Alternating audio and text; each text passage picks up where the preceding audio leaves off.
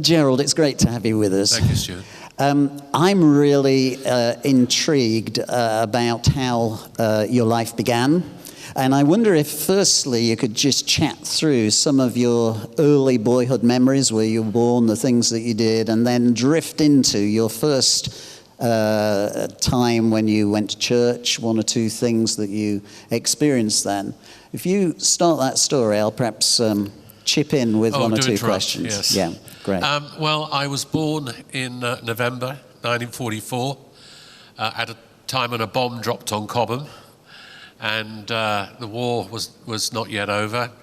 And I was born actually in Stoke Dabenham, which is a part of Cobham. It's where Chelsea are now. So all the teams are there. They've all got to live within 7-mile radius of Cobham, Stoke Dabenham. Their academy's there, their A team, B team, C team, all their trainers are there. One or two folk in our church have been a part of their training scheme. And the first few years of my life I don't remember. I do remember walking from Stoke Dabenham to Cobham and looking down, and I had this yellow corduroy sort of suit type thing on. That was my first awareness that I existed. And so we went off to do some shopping. And then at 5, I lived in a semi-detached house, and my best friend Brian was sent to Cobham School, but the dividing line ran straight through our two houses, semi-detached as they were, so I was sent 5 miles the other way to Fetcham. And so I had a regular education there, and then when I was 11, I was moved back to Cobham, where again I had a regular education there, and became assistant head boy, enjoyed English, history, religious knowledge, etc. My church upbringing from the age of 5 was a Sunday school attached to the local Anglican church. The local Anglican church had people within it who clearly knew Christ. I didn't know the difference between these phrases then, of course, but they knew Christ. And there are others who just believed in church. And you could tell the difference, even though I didn't understand the theological persuasion behind them. They gave me what we would now call the basic narrative of the birth and life and death and resurrection of Christ. And then when I went to a youth camp invited by my cousin when I was nearly 12, I suddenly discovered, as we did archery as the main sport during the day, so I was a toxopholite, and then we met in a marquee about this size, couple of hundred lads, and we'd sing songs I'd never heard before. Then they have an appeal, and you're invited to the front to give your life to Jesus. And I thought, well, does Jesus live in the front of the tent? Because I couldn't work out why they couldn't do it where they were. And my tent leader had said to me, it was the Christian archery movement, and so they were very evangelical, pre-charismatic days, weren't Pentecostal. And my tent leader, Mike, said to me, "Are you a Christian?" And I didn't know what to say. And I said, "Oh, yes, of course." And he said, "Where did you become a Christian?" So I said, "Oh, in St Mary's Church, Stoke Dabenham. It's got the oldest brasses in England." And that was it. So he was off my back. But what I didn't realise was the Holy Spirit was still on my back. And one night, listening to the adjutant of a submarine who'd given his life to Christ, I knew even at 11, my life was not right without God. And so I went back to my tent. I said to Mike, "I need to give my life to Christ." He said, "I thought you had." And I said, "Well, yeah, but I didn't do it properly." And then Mr. Good came over. Mr. Good was the commandant of the camp. And he asked me one or two questions. I said, "Now I'm going to pray, young man. I'm going to pray that God will forgive you, cleanse you, come into your life, and make out of you what he wants you to be." I couldn't believe it. This was in my heart to pray. But I didn't have the understanding to pray it. So he prayed, and I repeated it. And that was the most important day of my life. You know, I've spoken at Wembley Stadium, Berlin Stadium, done stuff for BBC and ITV, pastored Cliff Richard, you know, with Boy George recently, and Alvin Stardust came to Christ at a meeting of mine, you know, in and out of Buckingham Palace at times, and you know, a lot of other things. But the greatest day was when I realised my life was not right without God, and gave my life to Christ, and he came into my life. Here am I today. So you had a God curiosity from a very early age. Yes, that is true. It was strange because I had a curiosity for the royal family, I had a curiosity about God, and I had a curiosity about creation. None of these things linked up. And now, studying as I have, Big Bang Theory and In the Beginning God and so on, I'm fascinated by Genesis 1:1. It's only 10 words, but you could do a whole series on it. In the beginning, God, he was there. What's he doing? Created. What's he creating? The heavens, plural.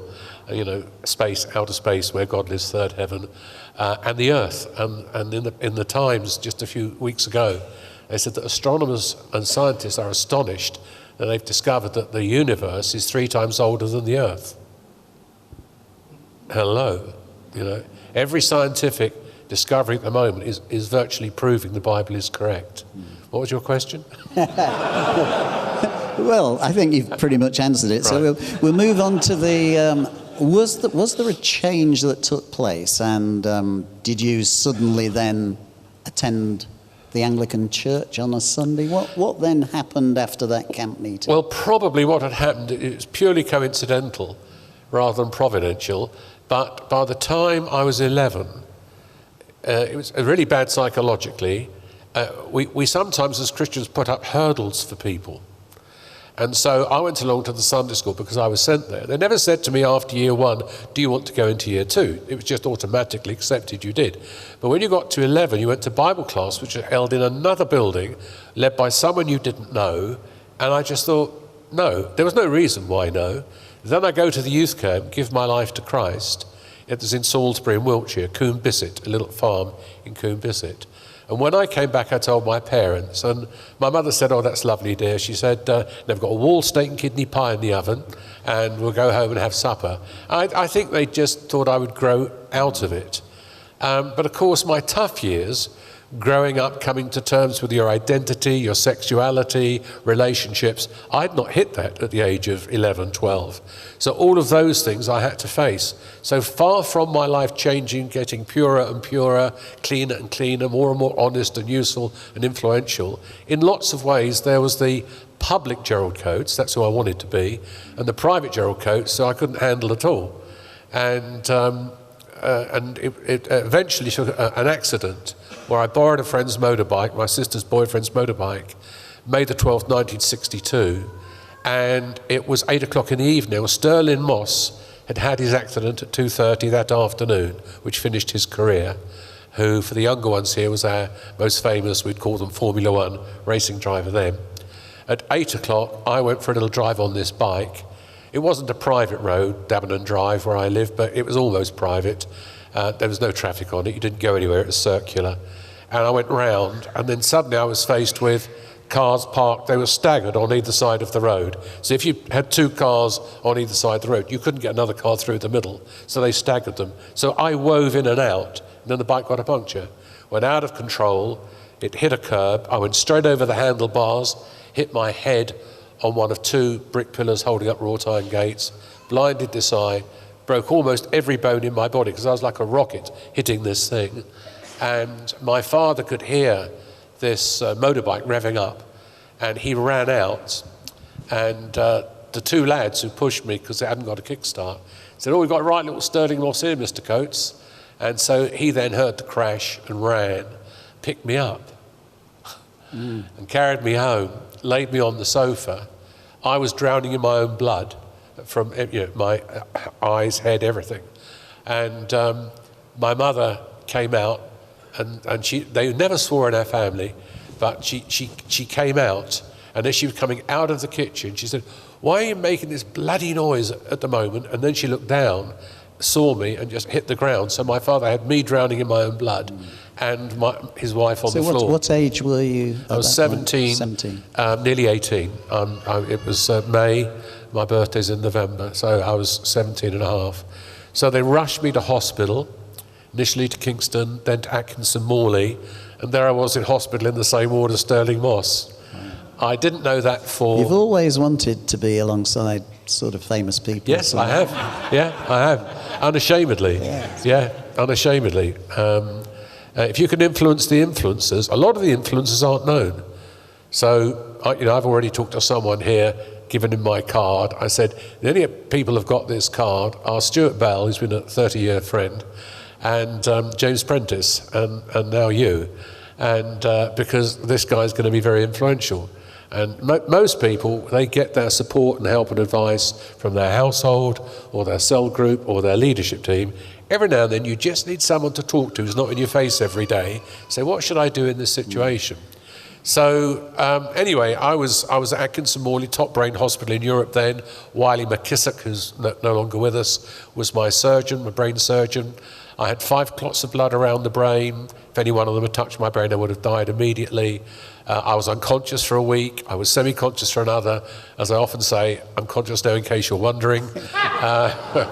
And then slowly, over the next 3 months, the story came out. And, they said, you will not be going back to work for 9 months. You're so badly damaged on the inside. Whenever I've heard of that accident, it kind of reminds me of the John Wesley thing, about somehow you were destined for something very special. Yes. Like that was challenged at that young age of 17, and you kind of were saved.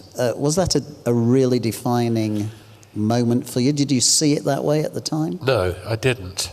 But I think as time went on, obviously, I can remember looking over my shoulder, and the next thing, bang, and the next thing, I wake up in a hospital a week or 2 later. But as the story unfolded, and then instead of 9 months before I went back to work, I was back to work in 3 months. I was the display manager of a large departmental store in Epsom. And so we look after all the advertising and windows and how the store looks. Harrod's the absolute best at this. And then it did occur to me, Stuart, that when I was 11, God put his hand on my life. I'd now become a private Gerald Coates and a public Gerald Coates. This was all pre-porn, pre-social media, pre-iPhones and stuff. Now, good God, it's a mess now, in the church as well as outside.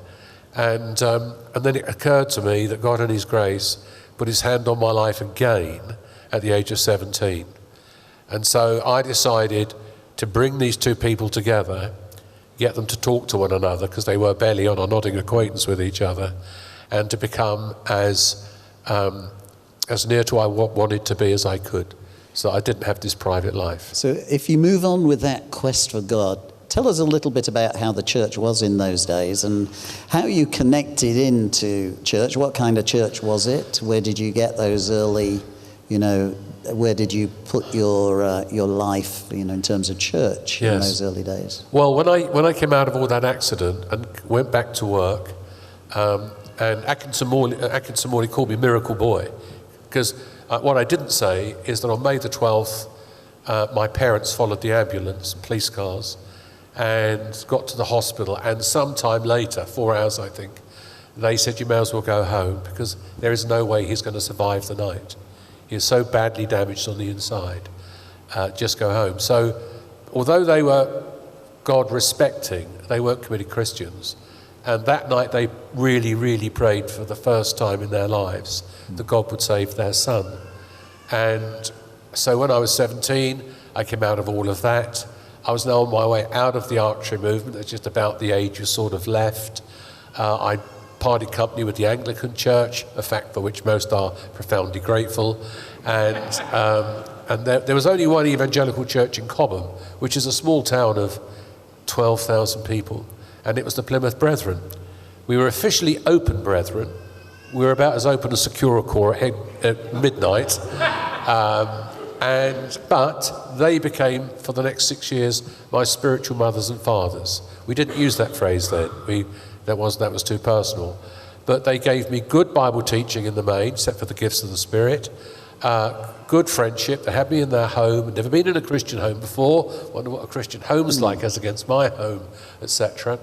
And the gospel every Sunday.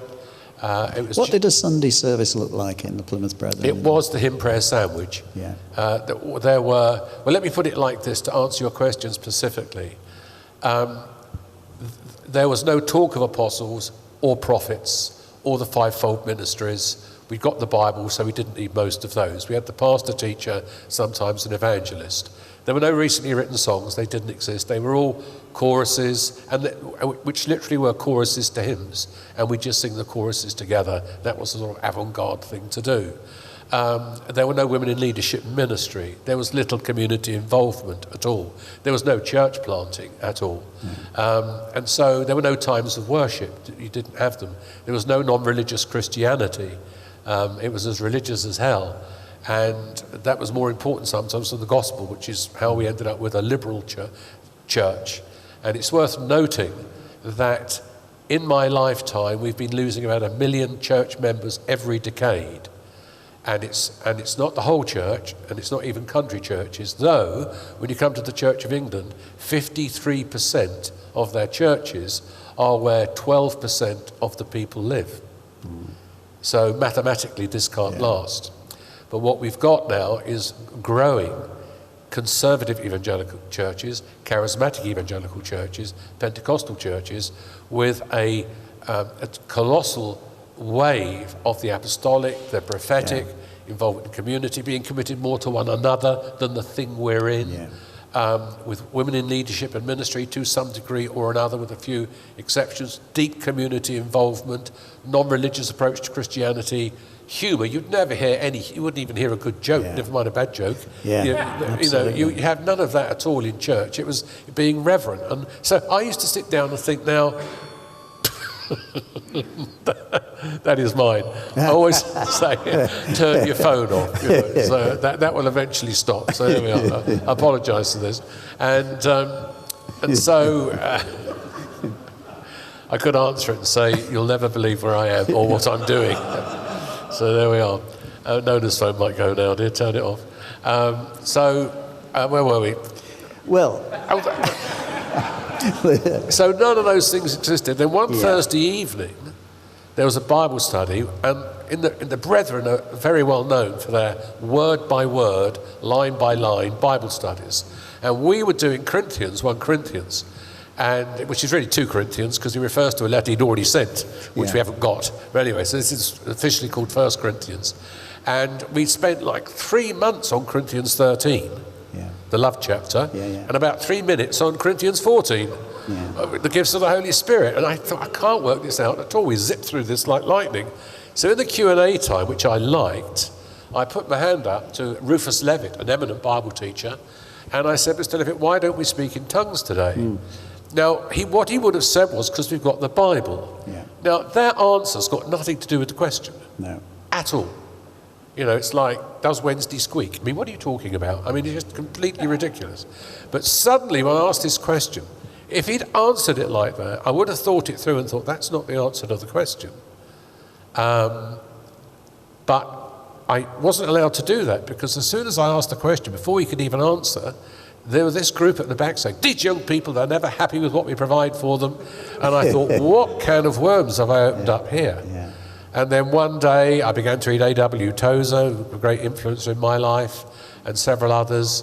And one day I'm on my bicycle. Of course, there were no tongues, no interpretations, no prophecy. That also wasn't there. Was that pretty general across the UK? Right across the UK, virtually no exceptions. If you're in a Pentecostal church, which was also in decline, it was very religious, it was very loud. And when eventually I got baptised in the Spirit, so I'm riding on my bicycle, and suddenly I think I was singing a Wesley hymn, and I'm singing in another language I've never heard. Never been to a charismatic meeting, never heard the charismatic. So you weren't being prayed for? I wasn't being prayed for, just on my bike, singing, I think, a Wesley hymn, and began to sing in another language. I went home I was married to a Nona, I met a Nona at work, and I took her to the Sound of Music in London, the theatre, and then I took her to an evangelistic crusade on the 2nd date, 3rd date, 4th date, 5th date, 6th date, and thank God eventually she got saved. So I thought, we're going to have to extend this crusade. And I know it's been the best thing that's happened to me, apart from what happened in that field in Salisbury, by far. And so I came home, now married, in a little box terraced house in Cobham. And I wrote down the first word, which was Kia Randa Saravustu. And it's I did a similar thing. Is that right? When I first spoke in tongues, I tried to phonetically write it down. Well, that's what and then rehearse it every day in case it went. Well, that's why I wrote it down. I was exactly not heard that story. I wrote it down because I thought this might go, and I won't remember it. Yeah, I remember mine, first words as well. Is that right? So I wrote Kia Randa Saravustu, and the first question was, Kia Randa, is that a K or a C? Absolutely. And then eventually they were very, very sweet, they were very, very kind, but the elders said, because I got baptized in the Spirit, then Anona, then Penny, then Linda, then Roger, a few folk in this little youth group that we had, and they asked us to leave. So you were then welcomed back into the Brethren to share that news, and they joyfully received it. Well, they were very kind, very sad, They had no idea what God in his grace would do with us, but they were losing their youth. There were about 42 of us in the church.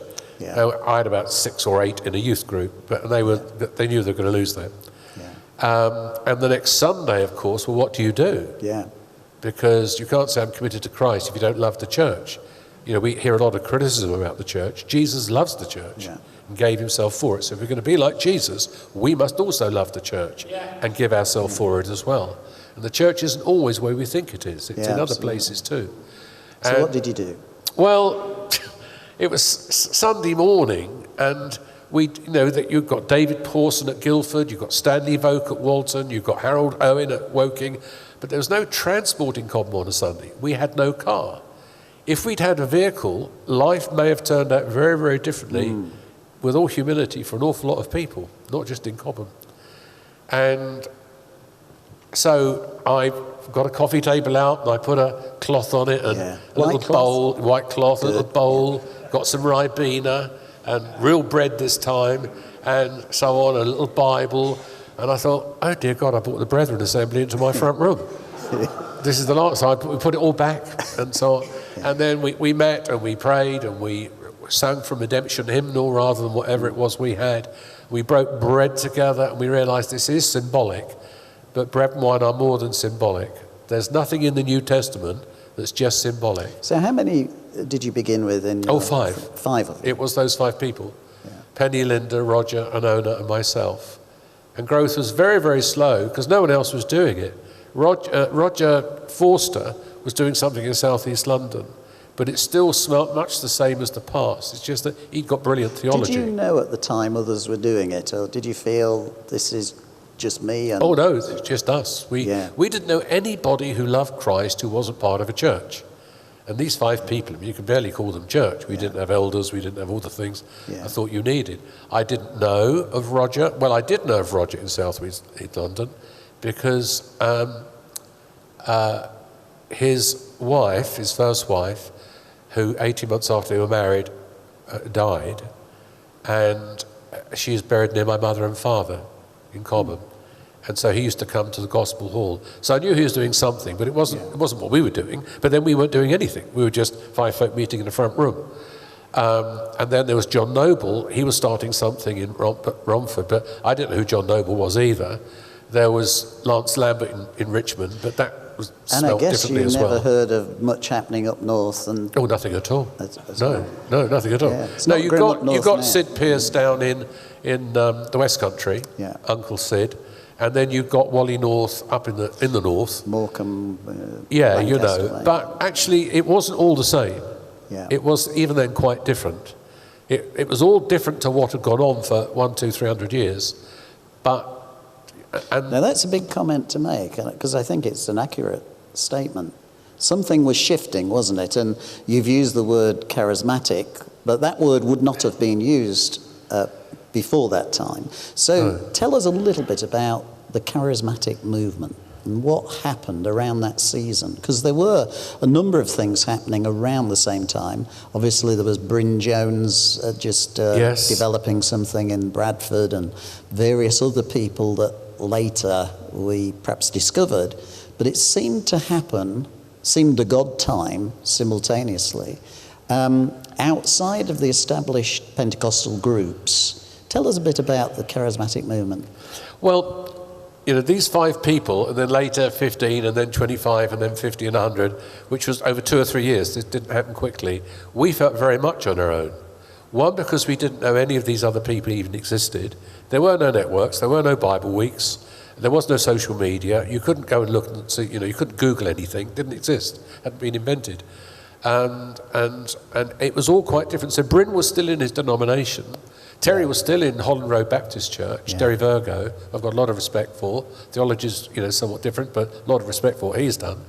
And most folk were in their denominational churches. But what I didn't know, because the media and movement and what we've got now didn't exist, is that more, hundreds, thousands, and then tens of thousands of people were getting baptized in the Holy Spirit, speaking in tongues, having visions, having dreams, having prophecies they didn't even know they'd got, because they were being passed on in a I believe if the Lord were here, Stuart, he'd be saying this to you, rather than, thus saith the Lord, all this sort of, nonsense. And the screaming and shouting and 1,000 decibels and so on. And it sounds as though God's a bit angry with everything and everyone. And so we learned very, very slowly. But what we did understand is that this is a unique time where tens of thousands of people are being baptized in the Spirit. A lot of people stayed within denominations, didn't they? Yes. And yet there was a shift with a number of us to do with a different kind of church. So right at the beginning of what was first called the house church movement, later to be defined as the new churches, tell us a little bit about the beginnings of that. Well, I think because we felt on our own, we were desperate to find anyone who was doing something different. And so an elderly Indian lady who lived in the area, she came to, eventually we outgrew our little house. We got 37 people in there one night. So there's a little tiny front room in the terraced house. We were up the stairs in the hall, we had to take the door off the hinges and so on just to get them in. And I just thought, this is ridiculous. And a lady had moved in from New Zealand to a very large flat in Cobham High Street, which became the headquarters of the Moody Blues. And John Lodge, bass guitarist, he's a born-again, charismatic, evangelical Christian, and a good friend of ours. And so we had this meeting, got all these people in, and this Indian lady was there. I waffled on about something or other, and she said, "Young man, may I say something to you?" And I said, "Well, yes."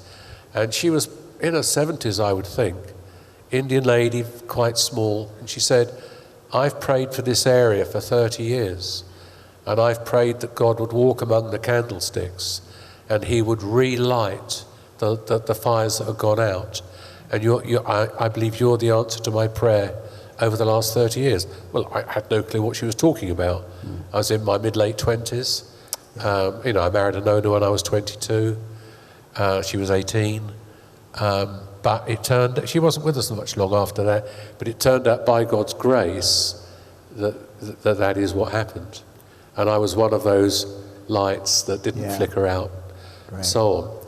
And so then, right across the country, from, typified by the Capel Bible Week, which is the forerunner, mainly by denominational people, and then Terry came out of Holland Road, your own situation here with two churches joining together on all the fights and battles of those sort of experiments and gains and losses and so on.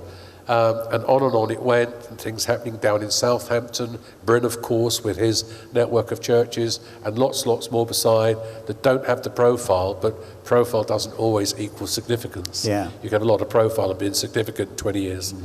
And suddenly the whole church scene was changing. If you jump a few decades, which gives a clue as to what God has done amongst us all over those decades since 1970,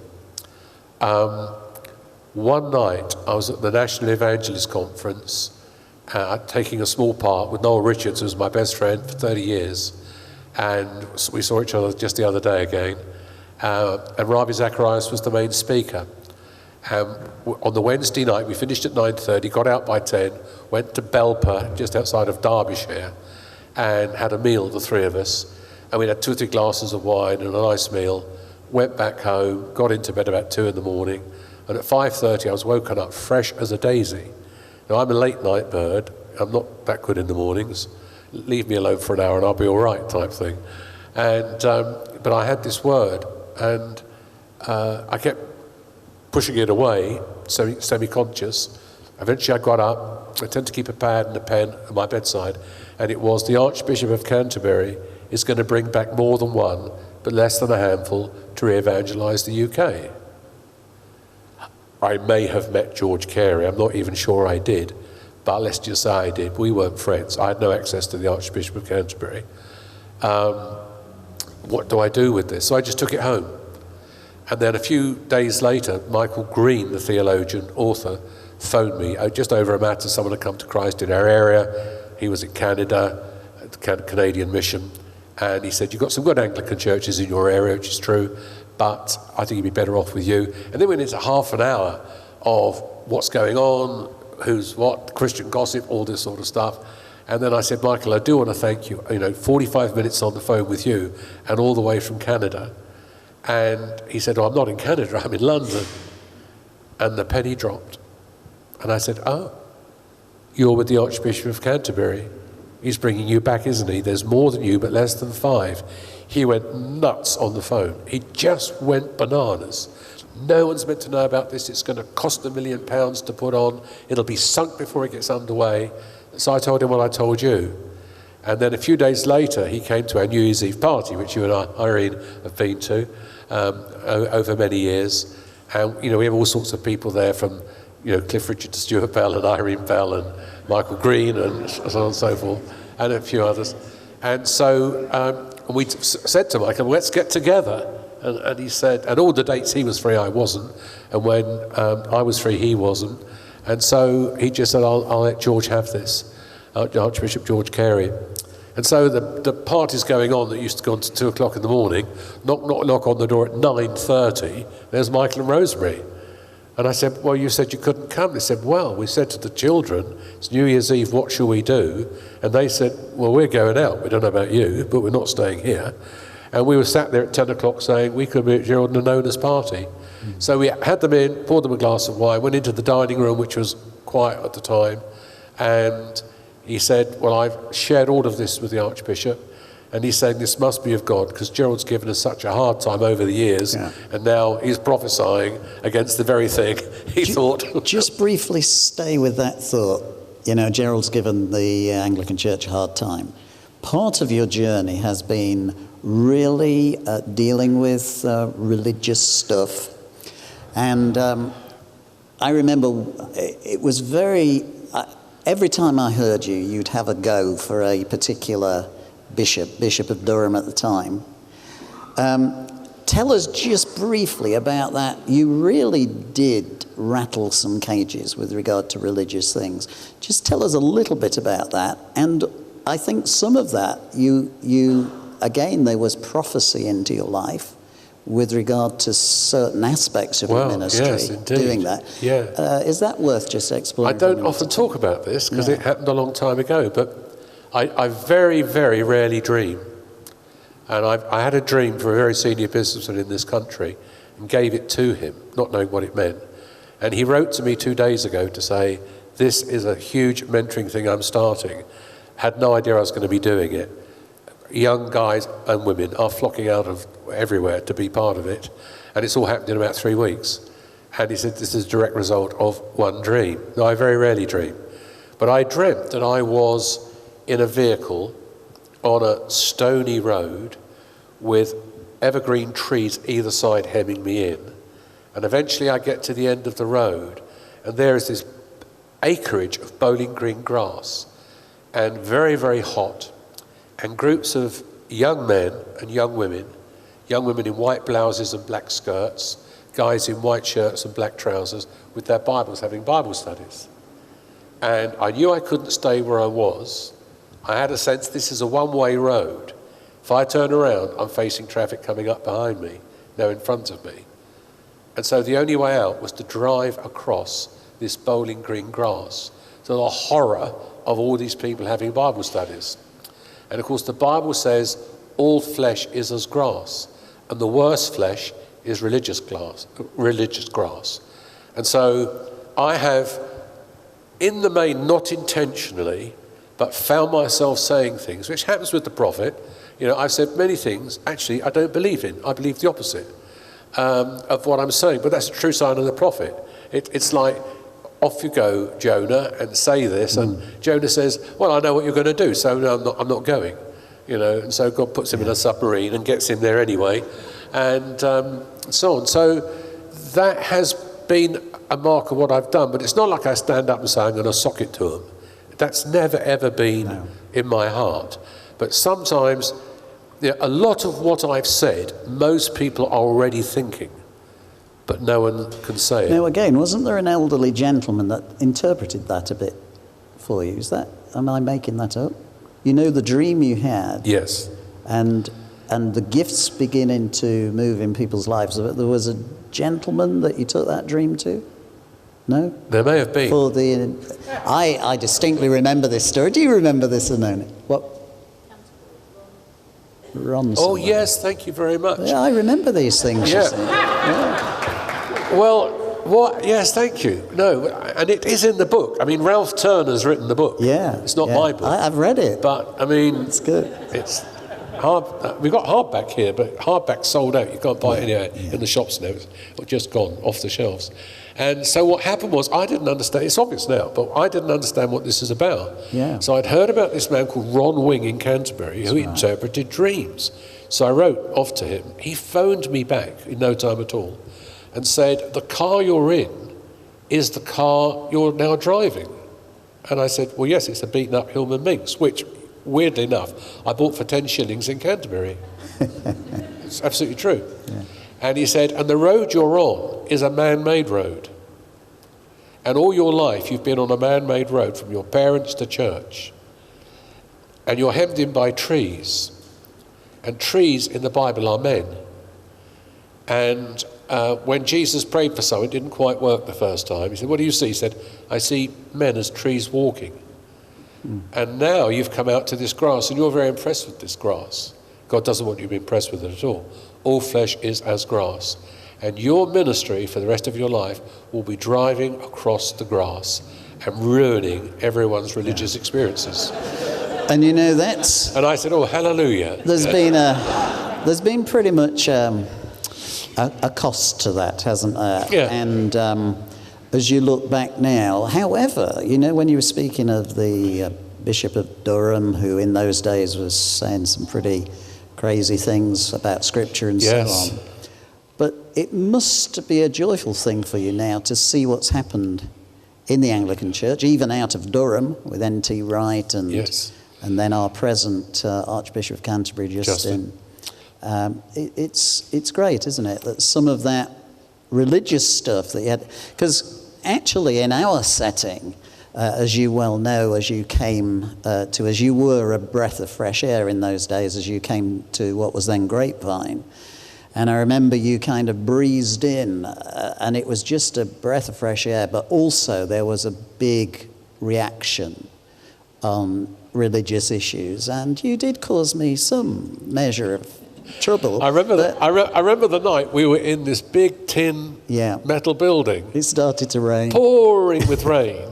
People, obviously, posts falling on them, ambulances coming in, all the blue lights, if you remember. Declared as the judgment of God. The judgment of God, because I was there. Yes, I know. I'm aware of that. And thank you for reminding me. And God. And you said to me in as many words, so, you know, you're I don't remember the actual words, but, you know, you're a breath of fresh air, you're prophetic.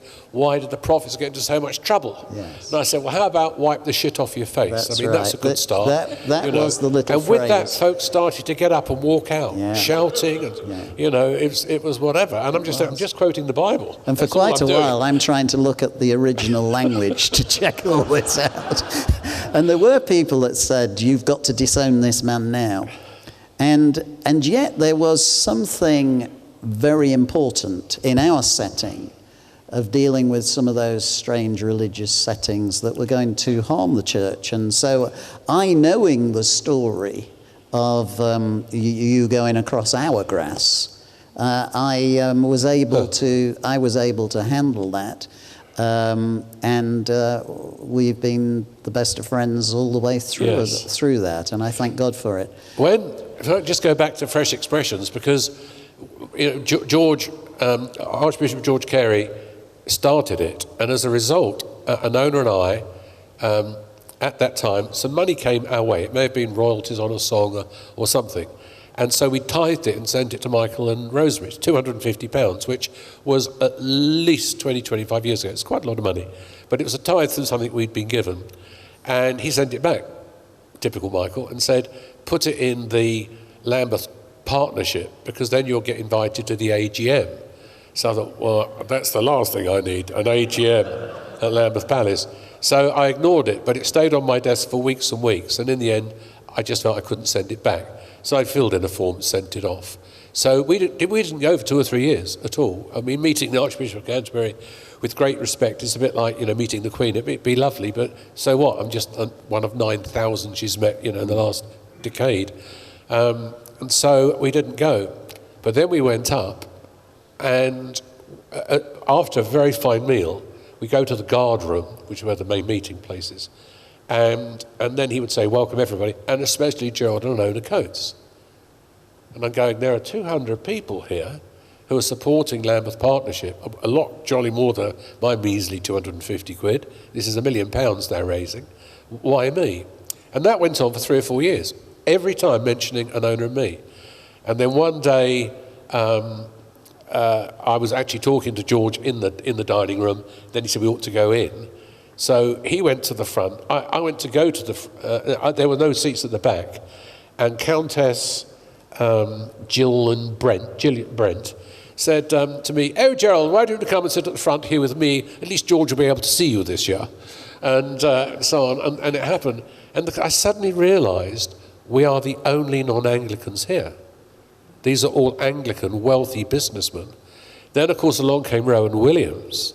And I said to Ona, we'll never go back there again. Rowan's very different to George. Couldn't have been more wrong.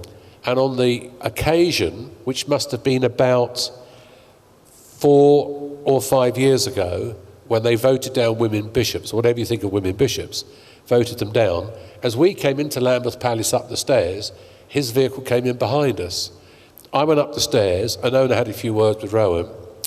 We then went down into the crypt to do a service, which he did so well. He's a brilliant speaker.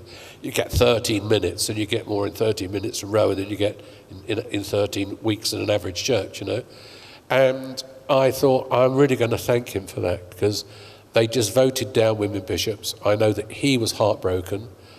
Certainly Justin was heartbroken. John Sentamu was very upset. And I thought he'd dispense with shaking hands at the back because we were back upstairs for supper, but he didn't.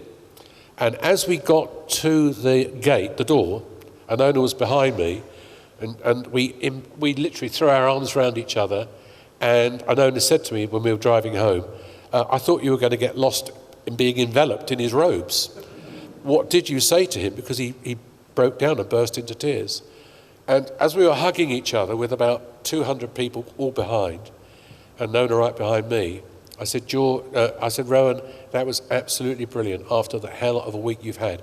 And he just broke and wept on my shoulder. And you think, you couldn't make this up. Here's the Archbishop of Canterbury weeping on someone who hasn't even been to Bible college. Yeah. Just absolutely astonishing. And this is the influence, actually, the prophetic influence that you've had. Now, I want to just ask for 2 or 3 stories, then we'll take a little break while I advertise the things that you've brought and give people a little stretch, because there's just so many stories I'd love to pass on. I've been with you in 1 or 2 very exciting situations. I wonder if you could tell us about 1 or 2 of the people that you've spoken into prophetically. I think of the Queen of Romania, a very exciting afternoon that I was actually in the meeting there. There are you've spoken into security issues prophetically. 1 or 2 headlines on those kind of things, because a lot of people wouldn't know that side of your ministry or your life. Because obviously you'd built a considerably good-sized church in Cobham, yes. 600 or so people. You became a successful leader of Pioneer, which again, I don't know, around 100 plus churches, but highly influential into things like HIV and AIDS, and always boxing above its weight in terms of profile and so on. So 1 or 2 of these speaking into, prophetically into, I think the Queen of Romania is worth just a couple of minutes. Well, David Taylor is in our church, and he had a prophecy from Dale Gentry 20 years previously that he'd be working with the royal family. And I just thought, this guy's off his head. I know David Taylor. He's a low-level conveyancer in a solicitor's office. Good friend of ours, a lot of respect for him. And then one day the phone went, we were at Clive House, and he said, I've had notice that the Romanian royal family, in particular Crown Princess Margherita, daughter to King Michael and Queen Anne, and they are directly related to our Queen, cousin of, they wanted an administrator for their charity. I said, oh, David, this is the word of God. This is 20 years ago. So he said, oh, you don't understand. When word gets out, hundreds of folk will go for this role. Because once you're into the European royal family, there is only one royal family in the whole of Europe. They've all intermarried, which is why some of them are so strange. And so he went for the job and got it. I was speaking at a YWAM leaders conference in Geneva. He said, can I come with you? I said, you've never wanted to come with me to anything in the last 20 years. He said, well, King Michael and Queen Anne live there. I want to introduce you. And I said, I've met King Michael, Queen Anne, Prince Charles at various events numerous times. He said, no, I think I need to come with you. So we arrived, went to their home on the lake, not in the lake, on the lake, and they weren't ready. And David was very embarrassed. And I said, this is the royal family. If I ever see them, that'd be a miracle. Anyway, Queen Anne comes down, very flustered, apologetic. Then King Michael comes in, who really is a cross between the Duke of Edinburgh and who was the guy blown up by the IRA? Thank you, Lord Mountbatten.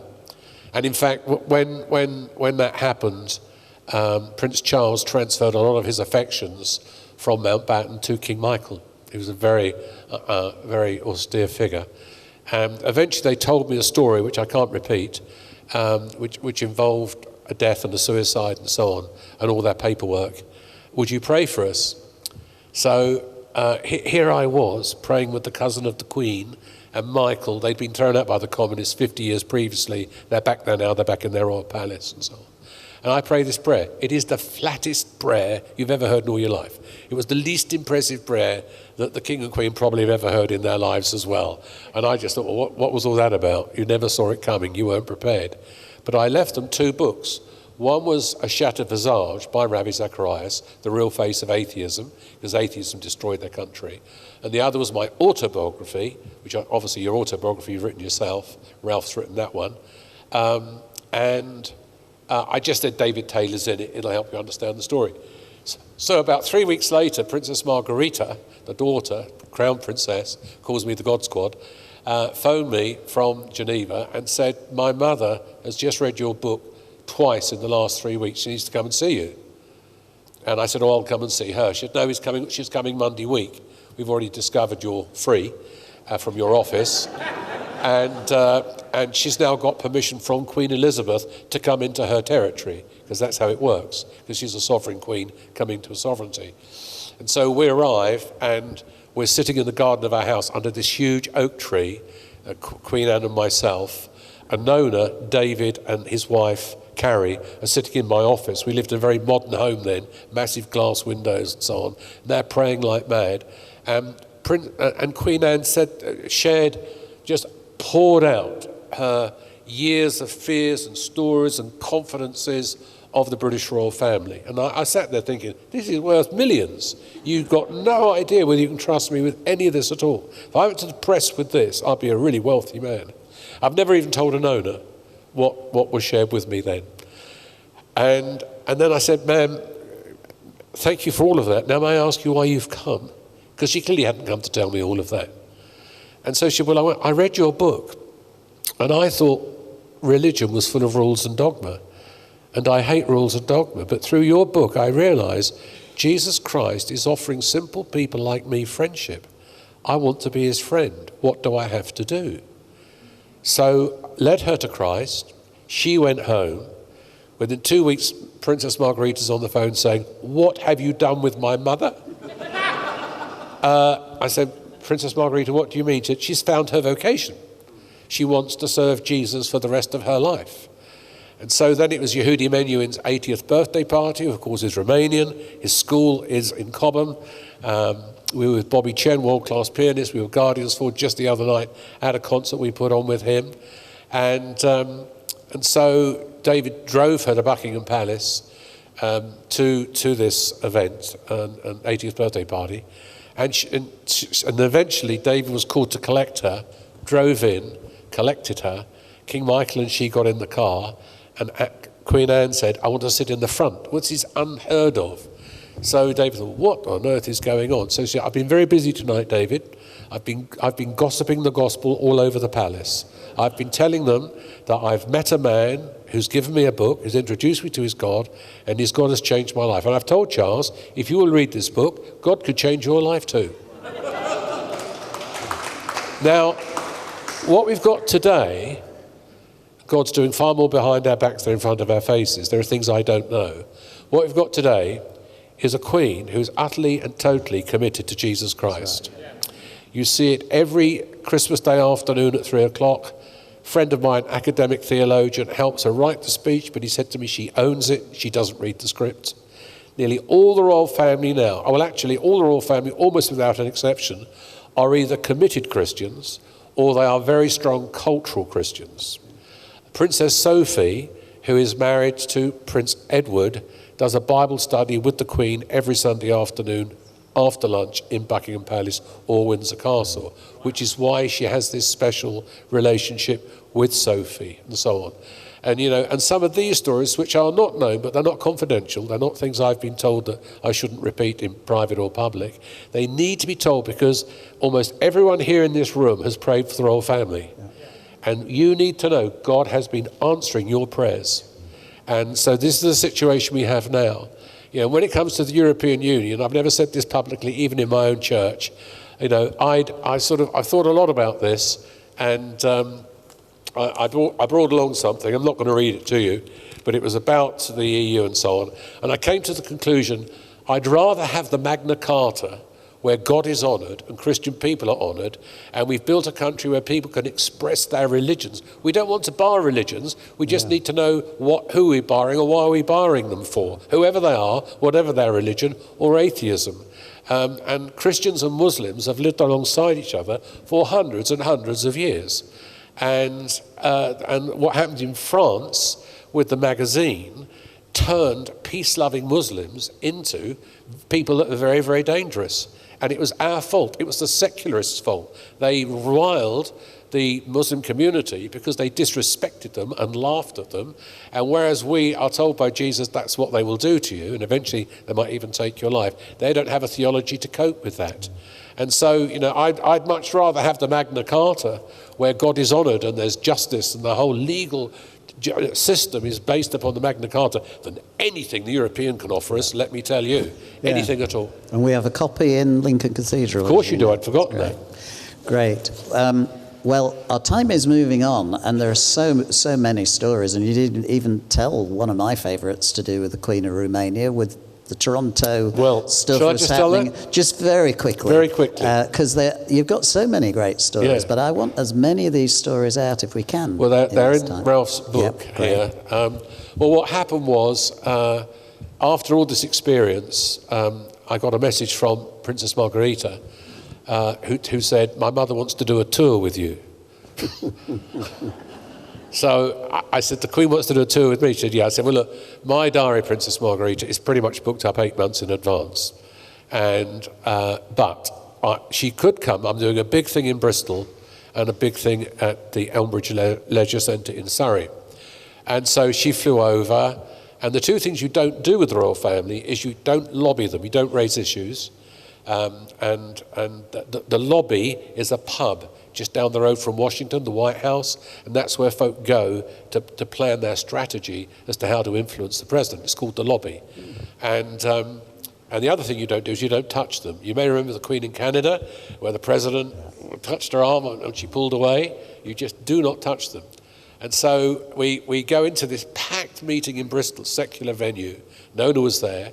And Queen Anne and Nona sat in the front row. Eventually I'm up on the platform and I'm giving my little talk and I'm saying, and now I'd like to invite a guest that I brought with me. She's a dear friend. She is the Queen of Romania. And if you could have seen the faces of these people, I might as well have just said, we're on the way here and this Martian waved us down and we've led him to Jesus and now he wants to give his testimony, you know. So Queen Anne gets up and she tells her story of how she found friendship with Jesus Christ. And suddenly I realised she's about to collapse on the stage. And I'm standing about 8 feet behind. So I'm doing my little, walking along at 3 inches a step type thing, so folk won't see. And eventually I put my hand up on her back to stop her. Now, this wasn't raised afterwards, and I finished my talk, and a great evening. Oh, somebody did say in the second row, leaned over to an owner and said, "Oh, I thought you were the Queen." So Nona said, "No, I'm Gerald's wife." There is a difference. And so on. Anyway, so the next night we're back in Surrey, and this time it's on 3 sides. And so she's giving her story, same's happening, she's going to go down again. And I said to myself, what am I going to do this time? Because folk either side can see. Anyway, I did my little Gerald shuffle, put my hand on her back, and that was that there. Now afterwards, Anona and myself, David and his wife, Carrie, and Queen Anne went out for supper.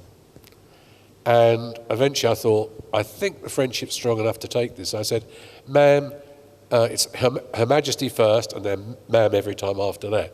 So it was, "Ma'am, may I raise an issue coming out of last night and tonight?" She said, "Yes, of course." I said, "Well, you were giving your talk last night, or the night before last, and you clearly were going to collapse. I put my hand on your back. I hope you weren't offended by that." "No, not at all." But the same happened tonight. And she said, "Well, in Bristol, I was so nervous.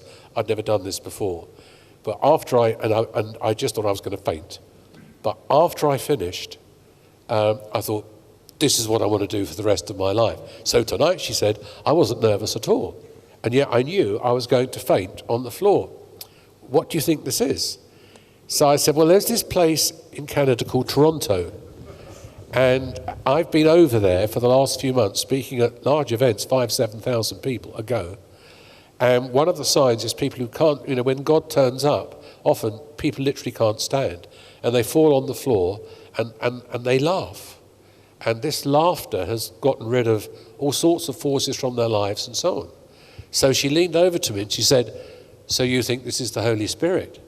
And I said, "Yes, ma'am, I do." And she said, "Isn't he wonderful?" Brilliant. Brilliant. Absolutely brilliant. And then the security thing. This is the last one, and then we'll chat about the book. Yeah, I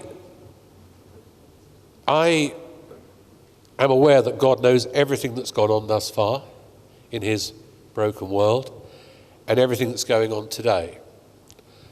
Whether he knows when this interview is going to finish, I don't know. Whether he knows who's going to come along tonight, I don't know. I'm being serious here. Seems to me when you read the Bible, God's weaving himself through the circumstances of life, billions of times over, where he's allowed. So when the Christ child comes, an angel in a dream tell them to go that way, then Herod dies, and an even bigger demonized person comes into authority then. Angel turns up, dream, no, we're not doing that now, we're going somewhere else. So God's working with what's going on rather than winding up and just letting it go. And where were we with that story? So I was in my office over a period of some weeks thinking, God knows where these terrorists are. And God knows what they're planning to do. Because the conversations have either taken place or they're taking place. And so I had a very clear premonition of what they were planning to do and at Heathrow. And I knew that there was somebody very senior who was once at Heathrow who moved away, and I needed to get to him. And I phoned around, no one knew where he was, and eventually I was told Pete Line, who lived in New Zealand, he knew. I got Pete, he was on a cruise, he found out, I got a phone number, and I said hi, mentioned his name. We had met before, I'd helped his son over one or two things years ago. And I said, well, you know who I am. I've spoken in your church many times, in Pioneer, big church. This is what I sense we should be praying for. And but I don't know what to do with this information. I said, I know that you're the director of Birmingham Airport. I know that now. So he said, well, actually, I'm not. I'm back at Heathrow. I'm the head of air traffic control. And this was all to do with the control towers. And he said, I meet with security every week. So I won't be telling them about these prophecies, but I'll be raising questions that come about out of this conversation and further conversations we had. And I don't know what happened there, but I do know that his pastor introduced me at a closed meeting, who obviously then knew about this discussion and prophecies and control towers and security and so on, and said, this is one of the most prophetic guys we've got in the country, because he knew that story. And we should indeed pray for the Prime Minister, Leader of the Opposition, our security services, MI5, MI6. It is a miracle nothing's happened here, as happened in Orlando 2 or 3 days ago. And we should thank God for all those forces, secular and Christian. Yeah, great. Well, I'm kind of determined to squeeze as many stories out of you as I can, and I hope you're really appreciating this. These are great, great stories. But let's just take a minute or two. We're not going to, we'll perhaps have another 10 minutes of focused chat after I've shared a few things that have been brought. Obviously, today was kind of inspired by reading this book. It's an excellent book. They're on sale at the back. Many of the stories you've heard tonight actually aren't in there, but some are. But it's well worth reading to give some kind of history perspective of the new church movement and the effectiveness of that, and also gives you inroads into the life of Gerald in an important way. Also, I know that Gerald has very much been actively involved in researching and speaking into the whole area of sexual healing, identity stuff to do with particularly young men, but not totally men, to do with the whole issue of pornography and so on. That's a book, again, well worth reading. And also Anona, who's with us, and it is a joy, Anona, to have you with us also.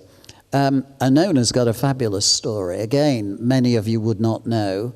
Again, to do with identity issues and finding things out late in life that were really in the natural shattering, but God's grace has been there. I wish I was. A true story of fear and rejection, hope and redemption.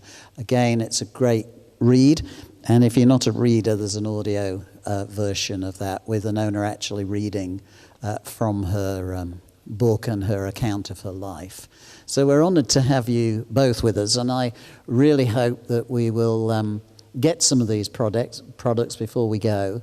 I don't want these stories lost, and so if you would do that, that'd be really good. So how can we conclude this? I made a few notes, most of which I've totally ignored because the stories have been so good. But I think I'd like to ask you a couple more questions. Looking back on your life, and particularly in your work and ministry with the church, would you have done things differently? Are there things that you look back on and you say that we've talked of all the successes, but are there disappointments through that journey? Anything that you think was disappointing, things that perhaps you wish hadn't happened, those kind of things? Anything come to mind in that sort of area of perhaps disappointment? Because I think the last 40 years have been highly exciting, and we could go into all kinds of stories of change. So the second question I'm going to ask you, just so that you know where we're heading with this, is really what you see for the church ahead. Having, brought foundations, new things, new kind of churches, different kind of churches, denominations have been impacted and affected. Some of the great churches that we perhaps written off are doing really well and thriving. Great missionary moves across the world. Are you positive about the UK scene? So, firstly, the look back, anything you would have done differently, any disappointments?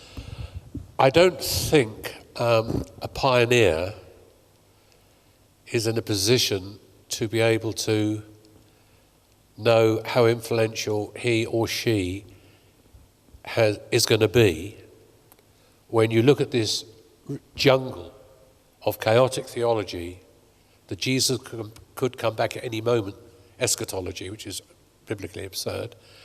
Every prophecy that had to be fulfilled prior to Christ's first advent had to have happened. And every prophecy, Matthew 24, 14 particularly, every prophecy regarding his second coming must be fulfilled before he comes back. Jesus isn't coming back tonight. And if you disagree with me, I'll talk to you on the phone tomorrow morning. And, fairly late on. Yes, fairly late on. So all you're facing is this jungle. There's no pathway. So you've got to make a pathway. So you're really just busy hacking away at all the stuff which is stopping the church being effective, raising up people who are far, far more effective than I am and ever will be in all sorts of areas of theology and church planting and building and networking like yourself and all this sort of stuff. And you've got no real rules to go by other than what God requires of you as a decent human being following Jesus. That's about it. Have I got any disappointments along the way? Quite a few. They're nearly all relationships. Yeah. Woody Allen said 97% of success is just being there. So a lot of others, honestly, far more gifted than me, knowing a lot more than me, could have been far more influential than me. They got lost theologically, they got lost relationally, they committed sin, they covered it up. They're nowhere on the scene. There are others who've been deeply damaged by various events. I know the story here in the early years and all the things you and Irene could have packed your bags any time and moved on to a quiet life. But you're still here with your 12,000 Bible week and your 100 churches and influence far beyond that into the community, all these things. I mean, Howard did such a brilliant job on the one CD last year. It was the best thing that's been out in years. And then even Ishmael, who was in Pioneer for years and then backslid and joined the Anglican Church. Yeah, that's right. Can you imagine that? We did lose one or two, didn't we? We did lose one or two. And he's just brought out a CD of adult songs. We couldn't believe it. We just bought another copy because it's so good.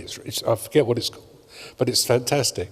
And so I think there are people that I have loved and still loved who went a different way, who lost their way, who failed Christ, who just got hurt. We talk about leaders abusing churches, and that does happen, but you would not believe the abuse that comes from church members to leaders. You just would not believe it. And I'm talking to a lot of leaders here.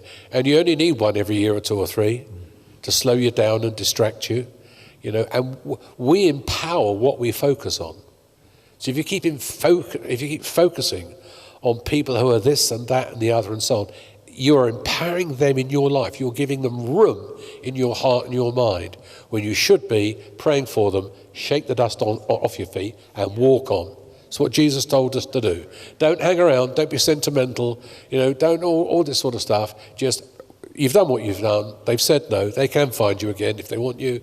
So just pray for them, love them, shake the dust off your feet, because there are an awful lot of people out there that need you. And so, and I still carry that now. I've got an owner, 3 sons, 2 daughters-in-law, 4 grandchildren, church, opportunities, ministry, the whole thing with Cliff, that's all going to come out publicly in a very short while. And that's really, really damaged him. I've been his pastor for years. He wrote to me the other day saying, I have maintained a dignified silence, but my time is about to come. And he will go around the television studios because the way he's been treated by the police and the BBC is nothing short of absolutely appalling.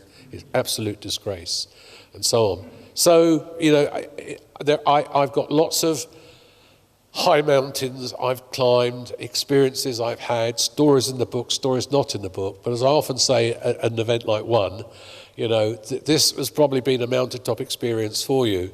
When you've got to the top of a mountain, when you put your foot out, there's only one way, and it's called down. Yeah. And you've got to go down to where people are, down to where people betray you, down to broken promises, down to folk you thought you could work with for years, and they clear off and go do something else, and you think, I never saw that coming. And and prophets don't see through people, well, they can do, but as Paul said, prophets see in part and prophesy in part. Yeah. And we need people of wisdom around us. When I go, how did that happen? I never saw it coming. I say, well, you're meant to be a prophet. Yeah, but I'm only prophetic in certain areas. And I'm as flawed as anybody else. So I need the wise, the teachers, the pastors around me. I mean, Steve Clifford, John Noble, they've been very influential in my life. And an American, just sort of, in part to answer the second one, but ask it again. Someone said to me from the States, boy, the church in England has changed since we came here in the 70s. And we've been coming on and off ever since. And I said, well, that is absolutely true. But as an outsider, why are you saying that? And they said, well, when we came in the 70s, we were warned off all the apostolic people.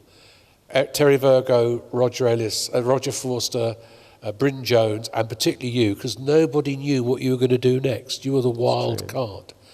And said, now, your closest disciple of 30 years is running the Evangelical Alliance, Steve Clifford. And I went, yeah, it takes someone on the outside to see that. Thank you very much indeed. And where we are now, it's so difficult because we've prayed for the royal family. Within the Conservative Party, with all the struggles they're facing, as all politicians are. If I can just say this, the House of Commons and the House of Lords are not filled with little evil people. No. They are filled in the main with really good men and women who are over their heads with the problems we're in. Pray for David Cameron because he deals with 70 issues a day.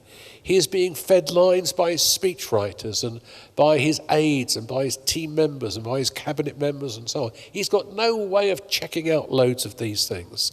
And that's true of Mr. Corbyn and others. I'm not saying there aren't streaks within them, like in us all, that can't be mean or self-centred at times. But that's why we should pray for them. You know, I was at number 10 when Mr. Cameron said, you know, I'm a Christian, but just not a very good one. So pray for me. And he said, you know, he said, but the Bible says, you know, pray for those carrying burdens. He said, I'm looking for some volunteers tonight, you know, and so he was asking for our prayers, and that's what we should do. But the intake of Conservative MPs last year, 2/3 are born-again Christians. Yeah. Wow. Yeah. 2/3. Yeah. So, in the end, being a Christian doesn't save you from trying to answer unanswerable questions.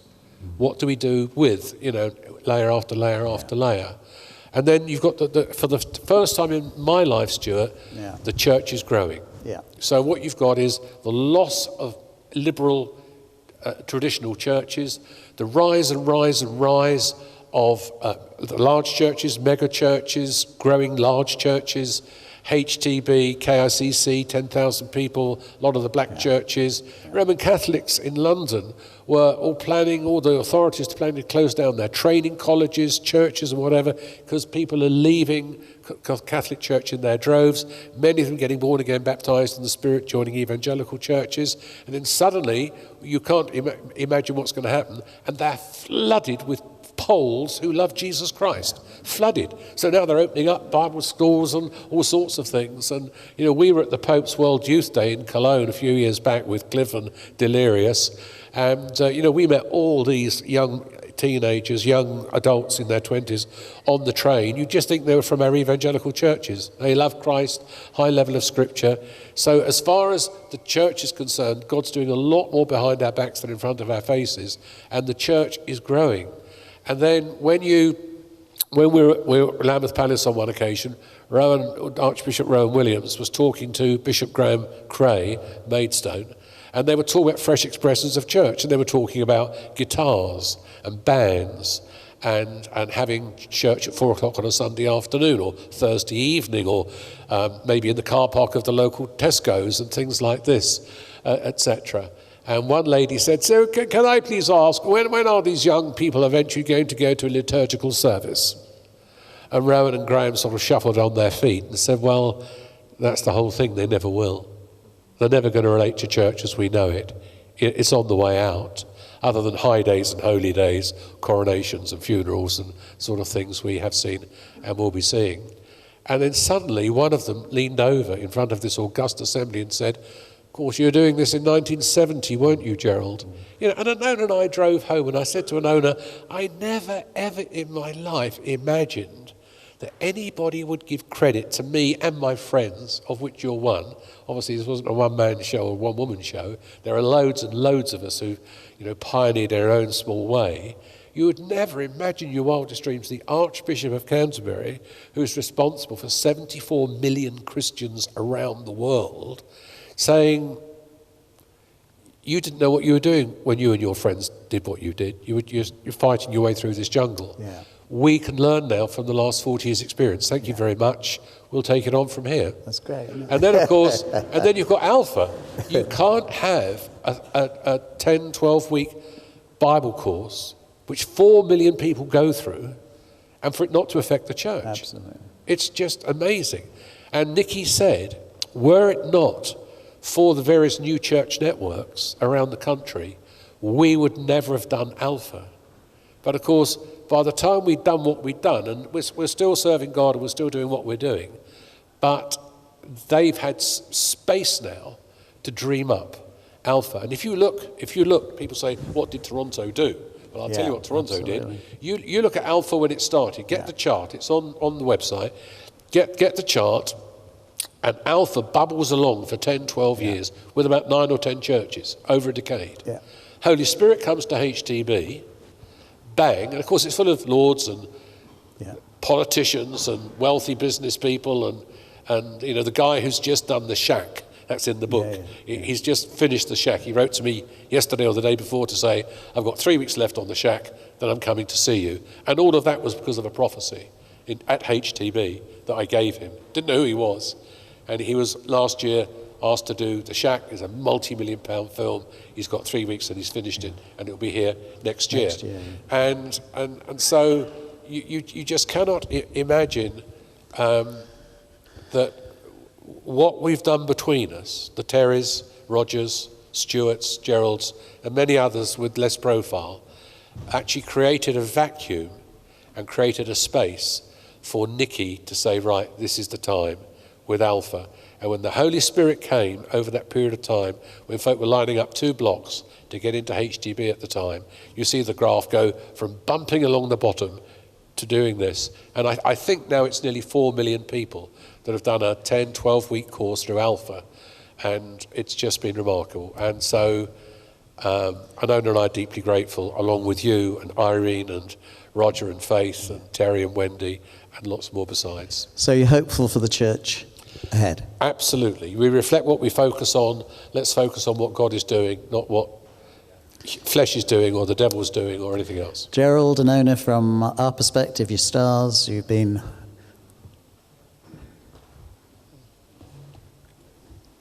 Thank you. A good friend.